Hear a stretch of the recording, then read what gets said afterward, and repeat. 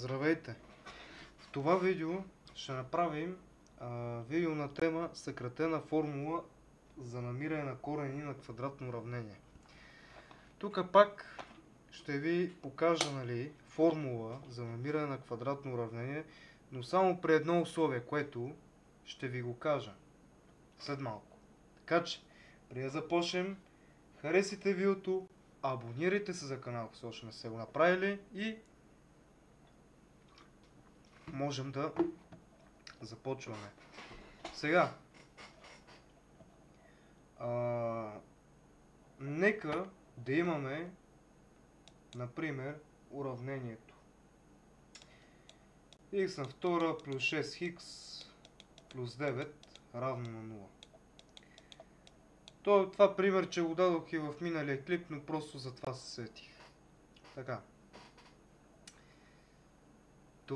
Тази формула, която ще ви покажа, важи тогава и само тогава, когато коефициента пред този член от първа степен е четно число. Тогава навлиза k. K ще ни бъде равно на b върху 2, като b представлява коефициента пред x. Тоест това в математиката приемаме, че е b, това коефициента тук a, а това свободния член го приемаме c. Говорим само при квадратните уравнения, да не намесваме други видове уравнения. Та навлизаме тук с буквата k, то е равно на b върху 2. Тоест, ако трябва да решим това нещо с тази съкратена формула, k ще ни бъде равно b върху 2 е равно на 6 делено на 2, 3. Тогава дискриминантата, изразено с това k, ще бъде равно на k на квадрат минус a по c. Като тук квадратното уравнение, за да има реални корени, пак важи същото, което ви показах в миналия клип. За да има реални корени или само едно решение, което пак е реално число, трябва дискриминантата да бъде или положително число, или да бъде 0. Ако бъде отрицателно число, ще бъде, тогава навлизат комплексните числа, които в момента хищ не ви интересуват. Сега, сега разглеждаме двата случая. Първи случай, когато дискриминантата е по-голямо от 0. Тогава двата корена са равни на минус k плюс квадратен корен от дискриминанта, обаче тук ще бъде само a. Ако използваме нормалната форма, тук трябва да бъде два пъти a, но тук е само a. И тук минус, или плюс минус. Когато имаме втори случай, когато дискриминантата е равна на 0, тогава има един корен, който се намира с следната формула: минус k върху a. Както си спомняте, когато като използваме оригиналната формула за намиране на квадратни уравнения, за намиране на корените на квадратно уравнение, когато втория случай дискриминанта е 0, тогава ни е равно на минус b върху 2 пъти a. Но тук е минус k върху a. Защото, и сега ще ви кажа защо това е така. Защото b е равно на 2 пъти k. Тоест b знаем, че е четно число. Защото все пак тази формула знаем, че важи само и единствено за четни числа. Когато тук коефициентът е четно число. Или ако заместим тая старата формула, вижте какво ще получим.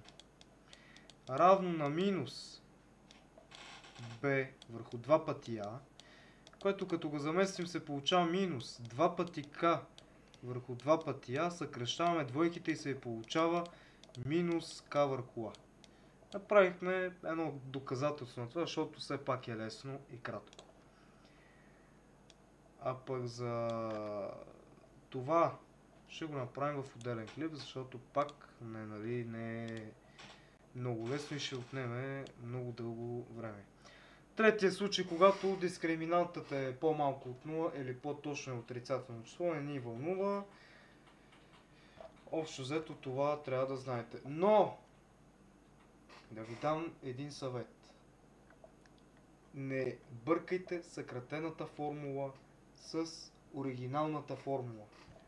Това всъщност наричаме съкратена формула. Съкратена формула за намиране на корените на квадратно уравнение. Но пак имаме едно условие, за да използваме тази съкратена формула, когато b ни е четно число. Ами общо взето това беше относно за съкратената формула. Доказателството ще го направим в някой отделен клип. Сега да решим някое уравнение. Като например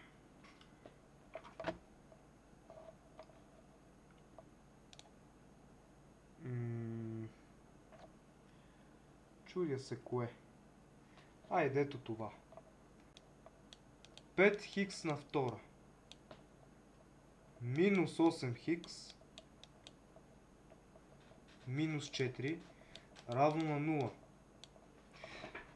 0. Така. Тук можем да използваме съкратената формула, но пак да кажа, оригиналната формула важи за всички квадратни уравнения. Съкратената само при едно условие.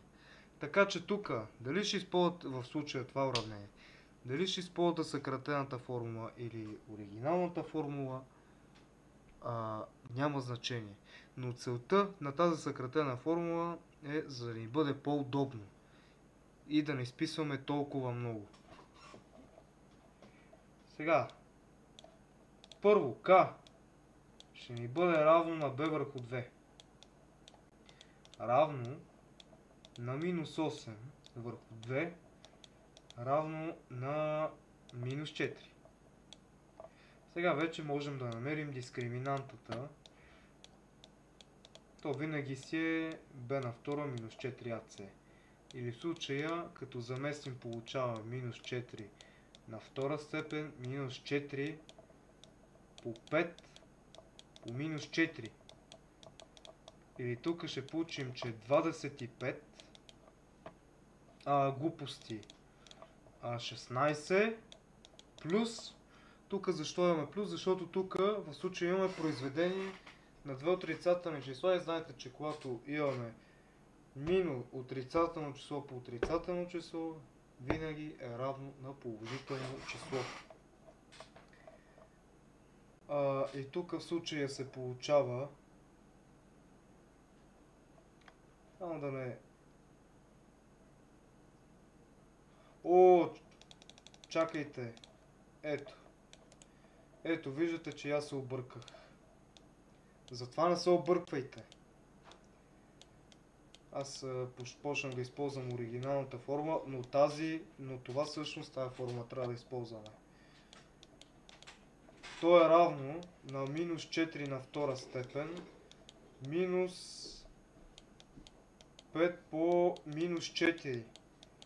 Или е равно на 16 плюс 20 равно на 36. Извинявам се много за объркването. Дискриминантата е k на квадрат минус a по c. И получаваме, че дискриминант е 36. И сега двата корена. Единия корен е равно на минус k плюс квадратен корен от дискриминанта върху a. Или всъщност това е равно на минус 4 плюс корен от 36 върху 5 равно на 4 плюс 6 върху 5. Което единия корен ще ни дава 2. А другия е равно на минус k минус квадратен корен от дискриминанта върху а. Или като заместим се получава минус 4 минус квадратен корен от 36 върху петица равно на 4 минус 6 върху 5 и получаваме, че е равно на минус 2 пети. Ето, това са корените на това квадратно уравнение. Преминаваме към друго.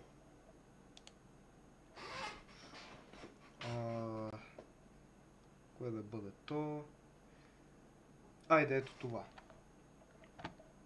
3 хикс на квадрат минус 4 хикс минус 4 равно на 0. Използваме съкратена формула, но пак казвам, тук не е проблем да използвате оригиналната формула, което ви е по-удобно, но все пак е хубаво да знаете и съкратената формула. Пак и на линейната цел е просто да ни бъде по-удобно да използваме. K ще бъде равно на b върху 2 равно на минус 4 върху 2 равно на минус 2. Дискриминантата е равна на k на квадрат минус a по c или е равно на минус 2 на втора степен минус 3 по минус 4 равно на 4 плюс 12 равно на 16. То е равно на 0 дискриминантата, за това ще има, нали, две решения. Минус k плюс квадратен корен от дискриминанта върху a, или това ще ни бъде равно на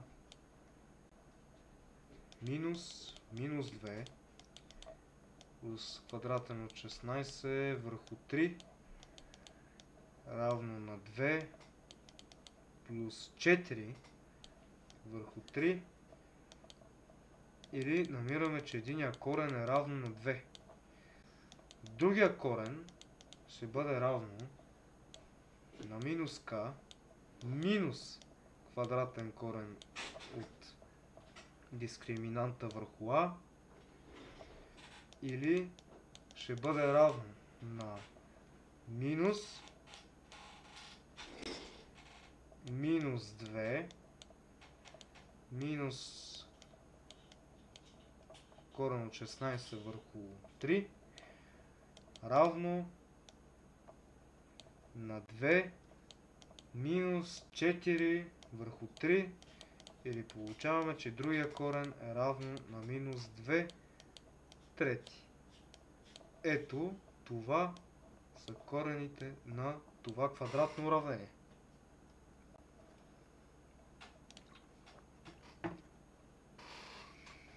И последно да видим кое.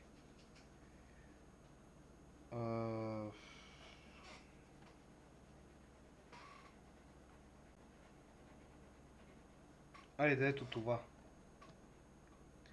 То ще със сигурност, нали, ще бъде без да се решават.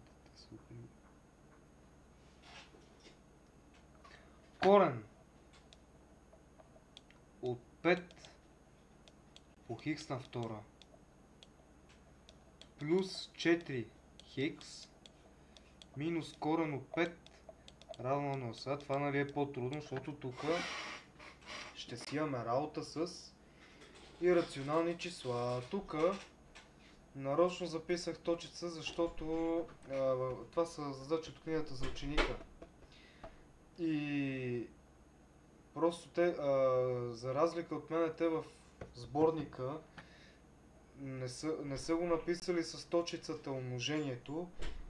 И по този начин е напълно възможно да се объркате, че хикса е в подкорената величина. Както и аз, нали, се обърках.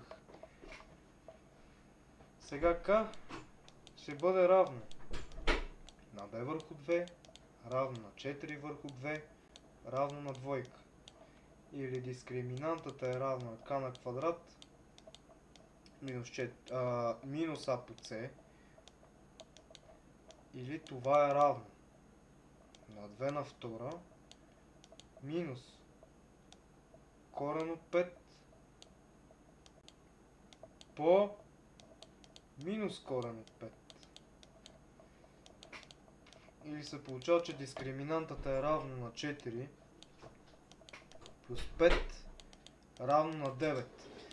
Защо? Ами защото тук корен от 5 по минус корен от 5 по минус корен от 5 мога да представим като плюс корен от 5 на втора степен. И знаем, че когато имаме радикал от някакво число повдигнато на втора степен, се освобождаваме от радикала. Това сте го изучавали като свойство в 8 клас вече в предишния раздел за квадратен корен. Сега тук пак дискриминантата ни е точен квадрат, затова, но все пак някой момент ще решим и уравнение, където вече дискриминантата, нали, е неточен квадрат и тогава ще бъде по-сложно. Минус k плюс квадратен корен от дискриминанта върху а равно на минус 2 плюс корен от 9, а ще ни бъде корен от петица. Равно на минус 2 плюс 3 върху корен от 5, което ще се получи 1 върху корен от 5. Да, обаче аз не бих, то като цяло не трябва да, това не е крайния резултат. Защото в предишния раздел сте изучавали, нали, сте учили как да се освободим от радикала, когато го имаме в знамената. В този случай умножаваме и числителя, и знаменателя с по корен от 5. Равно на 1 върху корен от 5 по корен от 5 върху корен от 5. Защо и в числителя в знаменателя трябва да ги умножим? Защото това нещо образува единица. Т.е. не променяме смисъла. Но целта на това нещо, числителя, нали, ще се получи ирационално число. Окей. Но знаменателя вече ще се получи петица. Ето това вече е единия корен. А другия корен е равно на минус k минус квадратен корен от дискриминанта върху а равно на минус 2 минус квадратен корен от 9, да, върху корен от петица равно на минус 2 минус 3 върху корен от петица равно на минус 5 върху корен от 5. Тук пак забелязвате, пак знаменателя ни е ирационално число. Пак правим по същия начин. Е равно на минус 5 корен от 5 корен от 5 върху корен от 5 и се получава, нали, че е равно на минус 5 по корен от 5 върху 5. Можем да съкратим петицата и да получим, че е равно на минус корен от 5. Това са решенията на това уравнение. Така че това беше от днешното видео и очаквайте следващото видео, което вече ще бъде разлагане на квадратен тричлен. Пак ще научите още един метод да да разлагате квадратни тричлени, което са го правили и в 7 клас също, но все пак по друг метод.